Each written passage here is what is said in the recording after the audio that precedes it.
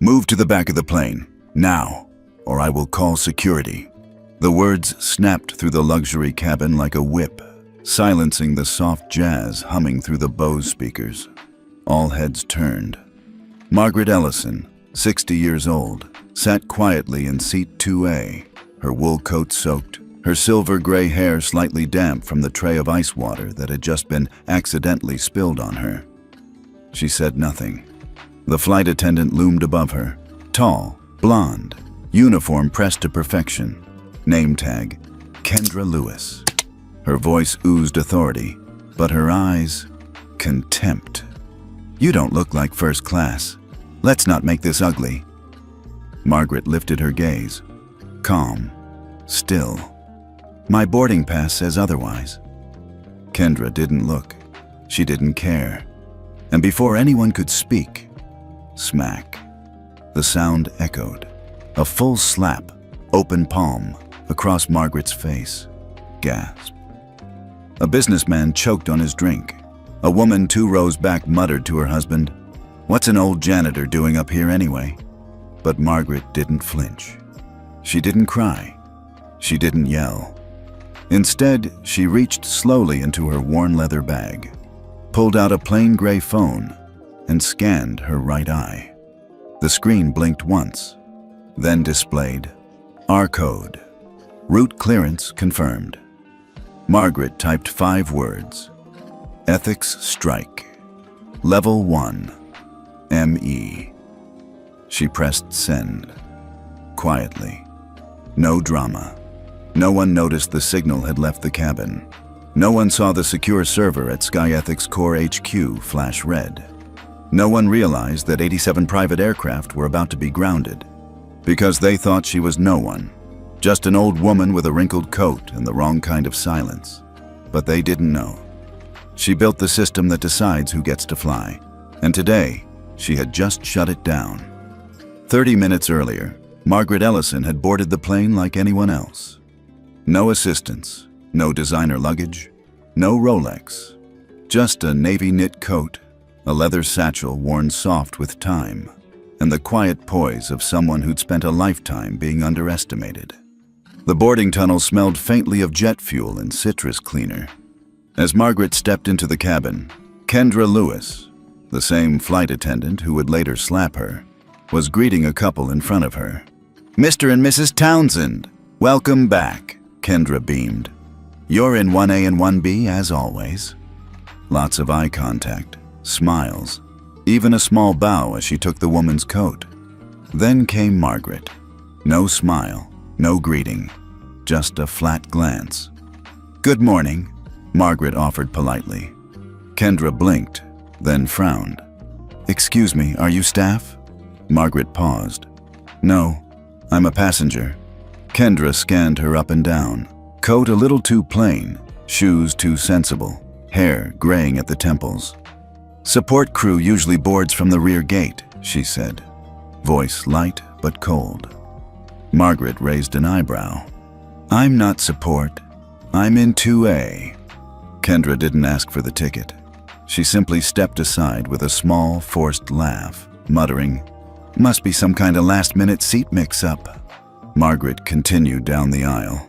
A few heads turned as she passed, mostly younger professionals in sleek suits and cashmere coats.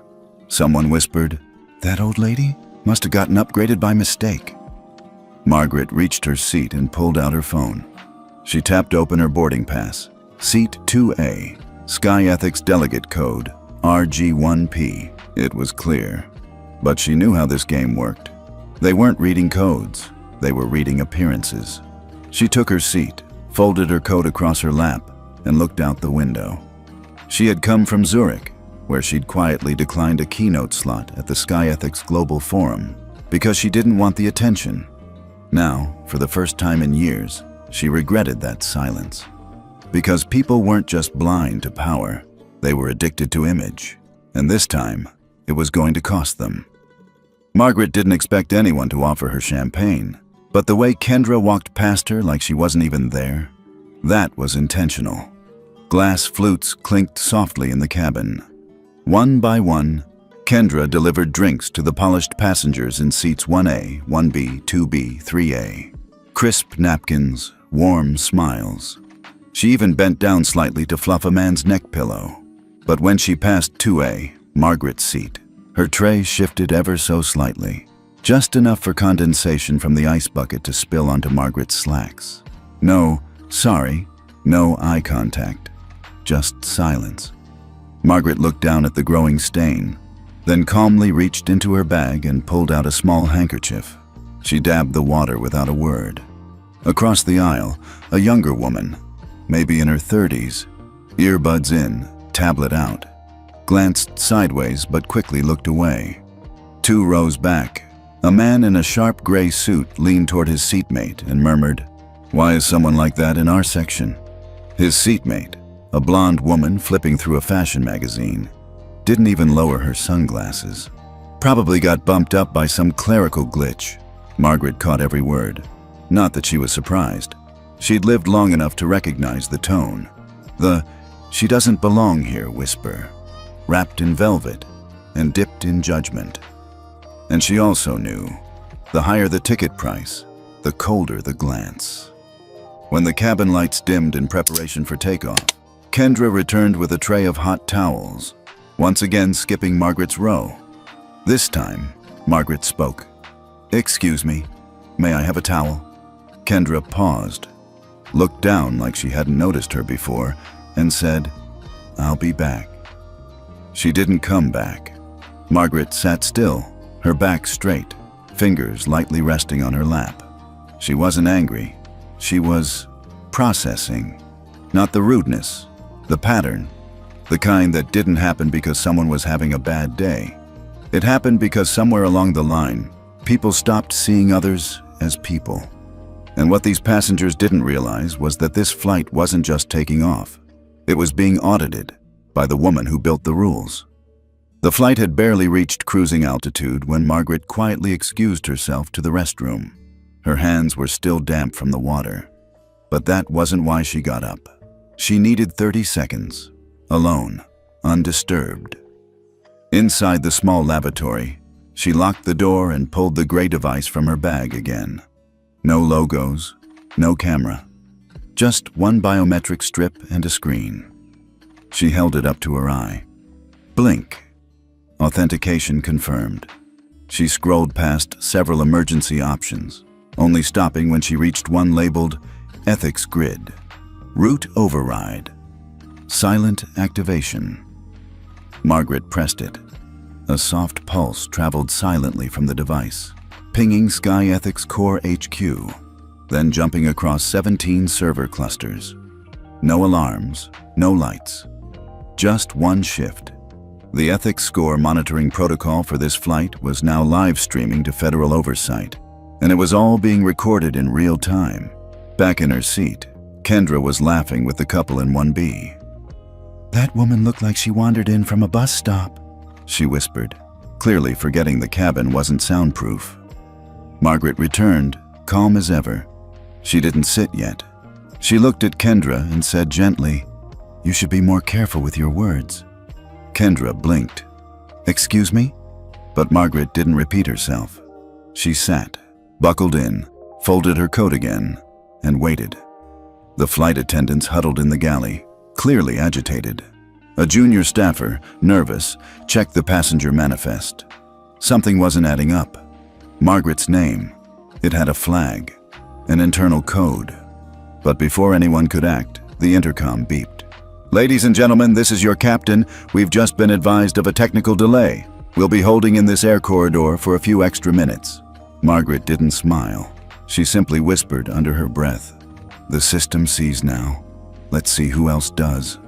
And just like that, 87 flights across the network slowed, paused, watched. And Margaret Ellison, unbothered, unbowed, waited in seat 2A. Not for revenge, but for the system she built to finally work. At exactly 10:27 a.m., the control center at Atlanta Hartsfield received a Level 2 query from the Sky Ethics system. 5 seconds later, it replicated across JFK, LAX, O'Hare, and Dallas-Fort Worth. Each terminal paused. On Gate 17 at LAX, a gate agent's tablet flashed. Ethics Grid, Flight 792. Flagged, in-cabin discrepancy, route code, ME. The initials meant everything. Margaret Ellison, route signer, ethics founder, architect of the very infrastructure now flagging the airline. One senior controller squinted at the red alert. Wait, is this real? Run the chain of custody cert. If it's her code, it's binding. They ran it. It was her. Within minutes, 87 planes across 5 airlines were locked into holding patterns. Delays rippled. Privately owned jets were denied landing rights at 6 major hubs. And all the while, inside the sky above Denver, Margaret sipped a small cup of water. Still no towel. Still no apology. In the cockpit, the co-pilot received a coded message on his internal channel. His face went pale. Captain, we've been ethics flagged. Route code. The captain turned his head. Are you kidding me? No, sir. The woman in 2A. Her credentials just popped. She's the one. They stared at the cabin monitor. Margaret, calm, back straight, eyes closed. She owns part of the grid, the co-pilot whispered. She can lock every gate we touch. Meanwhile, the FAA emergency channel lit up. Sky Ethics Corps had sent a silent compliance warning. Passenger rights violation, route authority strike pending. Every executive who got the ping knew what that meant. If they didn't act, this wasn't just a PR issue. It was a federal operational crisis. Back on board, Kendra was still oblivious. I don't know why we're stuck. Probably weather, she muttered to a crew member. And Margaret? She didn't gloat. She simply glanced out the window as clouds shifted below. Because sometimes justice doesn't roar. Sometimes it just quietly lands. It started with a single ping, then 2. By the time the captain stepped out of the cockpit, his internal dashboard had received 6 separate notifications from Sky Ethics Corps and FAA Ethics Oversight. Each one highlighted the same name. Passenger, Margaret Ellison. Role, Route Authority. Sky Ethics Grid Level. Override Clearance, Tier 1. Compliance Mandate. Immediate crew suspension and in-flight acknowledgement. Pending, the captain swallowed hard. He walked into the aisle, his steps slower than usual. Passengers turned their heads. Some looked confused. A few pulled off their headphones. Margaret didn't move, but her presence shifted the air around her. Calm, grounded, like the very plane she sat in answered to her, not the other way around. Ma'am, the captain said, pausing at her row, I want to sincerely apologize for what you've experienced today. It does not reflect our values. Kendra, still prepping snack trays up front, turned just in time to hear it. Her brow furrowed. Apologize for what? She asked, voice loud enough to carry. The captain's jaw clenched. We're under a federal ethics review. Live, Kendra scoffed. Because of her? The captain didn't answer. Instead, he turned back to Margaret. If there's anything you need, anything at all, just say the word. Margaret finally looked up. Her voice was quiet. Start by telling your crew who I am. 5 rows back, someone whispered, Wait, did he say Margaret Ellison? Another passenger pulled out their phone and searched. A headline popped up instantly. The woman who built the ethics grid. How Margaret Ellison quietly rewired global aviation compliance. Someone gasped. Another muttered, She runs the system. Kendra laughed. Nervous now. Oh, come on. She's just some old woman in a cardigan. Margaret stood. Slow, steady. She didn't raise her voice. She didn't need to. For over 30 years, I've worked to ensure that every airline, every airport, every crew member is held to a standard, so passengers aren't judged by their age, their clothes, or their gender, so children aren't silenced, so mothers aren't humiliated. She stepped forward, just enough for her voice to carry through first class. I created the grid because I was tired of people like you thinking manners were optional and cruelty was a badge of professionalism." The silence that followed was heavier than turbulence. The captain nodded. "Ms. Ellison, per your standing authority, we'll be documenting this incident and initiating a compliance shutdown upon landing. Our legal team is being notified." Kendra's face went pale. "But she hit me," Kendra suddenly blurted. "She was being rude. I was defending airline protocol." The junior flight attendant nearby murmured, "We have it on camera, from seat 3C. Kendra's mouth fell open. Margaret looked her straight in the eye. "Power doesn't mean yelling. It means being accountable." And then she sat back down, calm, composed, like none of this surprised her. Because it didn't. She didn't want to humiliate anyone. But she wasn't about to stay quiet while someone tried to erase her humanity, in a system she helped create. And now, the system was speaking back. By the time the plane began descending, the real turbulence wasn't in the clouds. It was in the boardrooms. At Skylift Airlines headquarters, 3 VPs were locked in a call with the Federal Compliance Council. The system had already flagged. 87 flights on hold, 4 regional hubs stalled. Estimated losses, 16.4 M within 2 hours. And it was just the beginning. Who triggered the route strike? Passenger, Margaret Ellison. Wait, the Margaret Ellison? Yes, the grid mother herself. Silence. And then panic. Because Margaret didn't just use the Sky Ethics system. She authored the override protocol. She owns controlling equity in the grid's parent tech consortium, which means every airline bound to Sky Ethics answers to her signature. Back in the cabin, the junior attendant returned to Margaret's seat with trembling hands. "Ms. Ellison, FAA Compliance Director just confirmed. The grid registered your strike. Do you want to escalate to permanent suspension?" Margaret shook her head. "No, not yet." The attendant blinked. "I'm not here to ruin people," Margaret said softly. "I'm here to fix a system. Let's see who owns up first."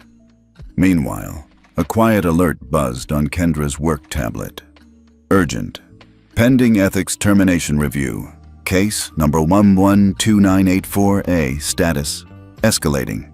Do not interact further with route authority passenger." Kendra's face drained of color. She opened her mouth to speak, then shut it. For the first time that flight, she was silent. At Gate 19 in Chicago, a boarding supervisor canceled 3 incoming flights and spoke into her headset. "Yeah, it's a route strike. ME code. Tell finance to freeze all affiliate bonuses until further notice." Margaret sat quietly, watching the world outside tilt and shimmer through the window. She didn't smile, but she did breathe a little deeper. The system was working, and for once, it was on time. As Flight 792 began its final descent into Denver International, the mood inside the plane had shifted. No more forced smiles, no more whispered comments, only silence and glances. People now knew who was sitting in 2A. Margaret Ellison didn't need a press team. She didn't need bodyguards or black cars waiting on the tarmac. All she needed was silence, because silence meant people were listening now. The plane touched down softly, but the moment the wheels kissed the runway, the system activated again. Sky Ethics, sync. Live incident report initiated. Flight 792 violation level, Category 1, physical misconduct by staff recommended action. Immediate crew suspension pending hearing. Inside the crew galley, Kendra's headset buzzed. A text-only directive appeared. Report to Chief of Ethics Enforcement upon landing. Do not disembark via passenger ramp. Her hands shook. Meanwhile, Gate 14. A black vehicle pulled onto the restricted tarmac. A man in a gray FAA badge vest waited with 2 compliance officers. They weren't there to greet anyone. They were there to investigate. And they had full video access to everything that had occurred at 38,000 feet. Margaret stepped off the aircraft slowly. No special treatment, no VIP escort. But every single person, gate agent, security staff, and even a nearby pilot, stood up a little straighter as she walked past. Not out of fear, but out of recognition. Because you don't humiliate the woman who built the very system that determines your license to fly. As she reached the terminal, a young black woman in a gate uniform approached her, nervously. "Ms. Ellison, I just wanted to say thank you for what you've built, for what you just did." Margaret offered a gentle nod. "Make sure you build it better. That's the whole point." Behind her, the plane sat quietly at the gate, but its ripple had already begun, and the world was starting to watch. It took less than 12 hours for the story to break, not because Margaret Ellison wanted it to, but because Sky Ethics Grid had an automated disclosure protocol, and when a route strike is logged, the transparency clause kicks in. By dawn, the top headline across multiple news outlets read, "Passenger slapped mid-air triggers route code shutdown. Airline faces ethics lockout." The article didn't mention Margaret's name, just her initials, M.E. But within hours, journalists pieced it together. "She's the architect of the system," one legal analyst said on live TV. "If she pulled a level 1 strike, that means she caught the airline red-handed." Inside the FAA's Ethics Oversight HQ, a full panel review was underway. "We've confirmed video evidence of the slap. Crew training failure, lack of response protocol. Passenger identified as Margaret Ellison, confirmed route authority. Recommended action? Immediate ethics freeze across all domestic Skylift routes. Secondary review of partner airline policies. And public acknowledgement of failure." The room fell quiet. One commissioner leaned back in his chair. She warned them. 5 years ago, they built their profits and ignored the grid. Back at Skylift Corporate, executives were scrambling. A PR team drafted a sincere apology. A VP of compliance drafted a resignation letter, and someone in legal whispered, "She could revoke our gate access for international terminals. We need to settle." But there was no way to spin the footage. The slap, the words, the fact that the woman they humiliated literally helped write the federal ethics compliance system now threatening to shut them down. Meanwhile, Margaret sat quietly in her Denver apartment. Simple, warm. No marble floors or flashy furniture, just plants, books, and the hum of old jazz on vinyl. She wasn't watching the news. She was reading a letter from a young girl who had seen the clip online. "Dear Ms. Ellison, I'm 15. I want to work in aviation someday. But sometimes I wonder if people like me belong there. Watching what you did made me feel like maybe we do." Margaret placed the letter down, exhaled slowly. This was why she built the grid. Across social media, the phrase, that the grid is working, began trending. People weren't just angry. They were hopeful. Hopeful that the days of unchecked power were over. Hopeful that ethics weren't just posters on break room walls. And hopeful that somewhere someone was watching the skies, not just for safety, but for dignity. The conference room was full, but no one was speaking. Skylift's executive team sat around the long walnut table like students waiting for a verdict. Legal was at one end, compliance at the other. The CEO, Darren Kessler, sat dead center, arms folded, jaw tight. Then she walked in, Margaret Ellison. No entourage, no briefcase, just presence. She didn't sit. She didn't need to. "You asked for this meeting," she said evenly. "So let's talk." The room held its breath. Kessler cleared his throat. "Ms. Ellison, on behalf of the board, we deeply regret the incident you endured. It was not reflective of who we are." Margaret's eyes didn't move. "You know what's not reflective? Your policies, your training manuals, your internal audits. You built a customer-facing empire on friendly slogans while letting your crew humiliate people like it was standard operating procedure." Legal shifted in their seats. Kessler tried again. "We're open to settlement. We can issue a public statement, offer a donation to your foundation." She cut him off. "I don't want a check, Darren. I want your signature. He blinked. My signature on what? She slid a folder across the table. Inside, the Sky Ethics Charter Addendum, a binding contract that would make Skylift the first U.S. airline to adopt real-time passenger ethics monitoring, mandatory quarterly crew evaluations, and a zero-strike racial profiling policy enforceable by third-party review. Sign it, she said, and I freeze the root code. No further media, no stockholder alarm, no blacklisting from federal terminals. Kessler hesitated. Or, she added, don't sign it, and watch what happens when 14 international airports see their compliance partners list Skylift as under ethics embargo. Your 7.3 in trade routes vanish before lunch. Someone whispered, she's bluffing. Margaret smiled. Try me. 10 minutes later, he signed. It wasn't clean, it wasn't gracious, but it was official. The first airline had bent to the grid. On her way out, Margaret passed a group of young interns in the lobby, none older than 25. One of them stared wide-eyed. Was that her? A voice whispered. That's Margaret Ellison, another replied. The woman who rewrote aviation. Margaret turned slightly, smiled. Make it kinder than I did, she said. The next version is yours. And with that, she was gone. No press, no camera crew, just the hum of a system, one she'd quietly built over decades, now turning on like a light across the entire sky. 3 weeks later, the world had changed. Skylift wasn't just complying with the new charter, it was promoting it. Billboards, TV ads, even pre-flight videos highlighting their Ethics First initiative. Other airlines followed. Some reluctantly, some proudly, all out of necessity. Because once the route strike went public, customers began choosing ethics over points, and airports started setting minimum grid ratings as a condition for gate access. Margaret didn't chase any of this. She wasn't on a media tour. She refused interviews, declined awards. Instead, she spent most of her days volunteering at a local aviation mentorship program in Denver.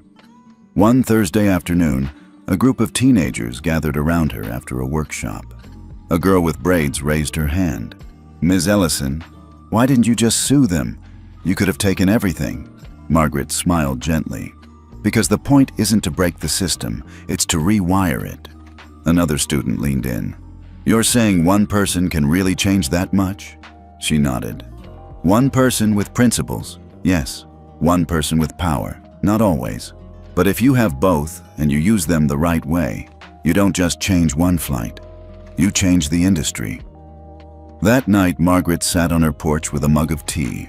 No headlines, no alerts. Just the stars overhead and the quiet knowledge that something better had taken flight. Some revolutions aren't loud. They start in silence, with a slap, a call, a refusal to accept how it's always been. And from there, they soar. The Senate hearing was held in a packed chamber, not because of scandal, but because of momentum. For the first time in years, Congress wasn't reacting to a tragedy in the skies. They were responding to a fix, designed not by lobbyists, but by the very woman who had once been shoved out of her seat and told she didn't belong. Margaret Ellison stood behind the microphone, calm, poised, 60 years old, and somehow stronger than ever. The chairman leaned forward. Ms. Ellison, you've given us the framework for what may become the first national aviation ethics standard. Do you believe the industry can truly change? She didn't hesitate. I don't believe in miracles, Senator, but I believe in systems and people. And God help us if we don't start holding those systems accountable to the people they serve. A pause, then applause. Not the polite kind, the kind that rises when truth is spoken plainly. 3 months later, the Federal Aviation Passenger Dignity Act passed with bipartisan support. It mandated a national ethics score for all commercial airlines, anonymous cabin conduct tracking synced with FAA audits, mandatory training for de-escalation and bias response, passenger right to record protections. They called it the Ellison Protocol, not because she wanted her name on it, but because there was no other name that made sense. At Denver International, a new sign hung in Terminal C. This airline participates in sky ethics, monitored for dignity, safety, and fairness. Next to it, a small plaque, in honor of Margaret Ellison, who believed the skies belong to everyone. Back at home, Margaret didn't slow down. She launched a scholarship fund for underrepresented students in aviation. She expanded the mentorship program, and once a month, she took a commercial flight, quietly, anonymously, just to test the system she'd built. Not to catch someone doing wrong, but to make sure people were doing right when no one was watching. One day, a young mom boarded with her child, nervous, tired, trying not to make a scene. Margaret watched quietly as a flight attendant, barely older than the girl, knelt down, offered the kid headphones, and smiled. Not staged, not for points, just kindness. And Margaret thought to herself, this is what it's supposed to be. Not every slap ends with reform, but some do. When power meets principle, when silence breaks, even the most broken systems can learn to fly again. If you believe dignity should never depend on what seat you're in or what you look like, hit that like button. And if you think the Ellison Protocol should be mandatory on every airline, type "I believe in fair skies" in the comments.